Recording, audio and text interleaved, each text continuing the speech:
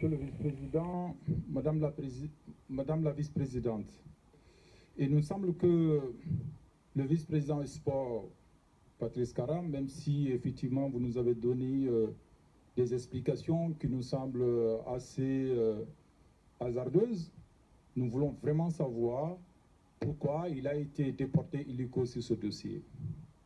Sur la forme, pourquoi les conditions d'une bonne information des conseils régionaux n'ont pas été assurées?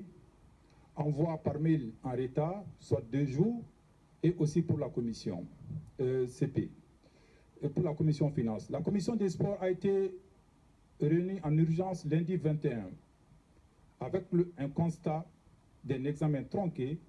Les conseils régionaux n'ont pas eu le temps, avec leurs collaborateurs, de travailler sur ce rapport. Le peu de commissaires présents, il a été dit, ont reconnu ne pas avoir eu le temps d'en prendre connaissance. Nous estimons qu'il s'agit là d'un non-respect caractérisé des dispositions relatives à l'information des élus ayant conduit à une incapacité d'analyse et de réflexion. Sur le fond, la création d'une SEM va sortir du budget régional les dépenses d'investissement de ce début de loisirs.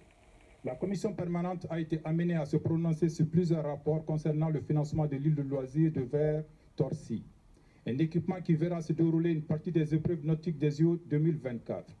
Ces rapports ont acté des financements supplémentaires qui, pour une grande partie, n'étaient pas prévus dans les budgets initiaux. Les magistrats de la Cour des comptes vous avertissent. Malgré son succès apparent, le modèle juridique et financier des SEM représente toujours un risque pour les collectivités territoriales, premiers actionnaires de l'économie mixte. Trop de pluralité, trop investi dans le champ concurrentiel, le fonctionnement des SEM doit encore être sécurisé. Il faut conclure, monsieur. La Cour des comptes, je vais finir.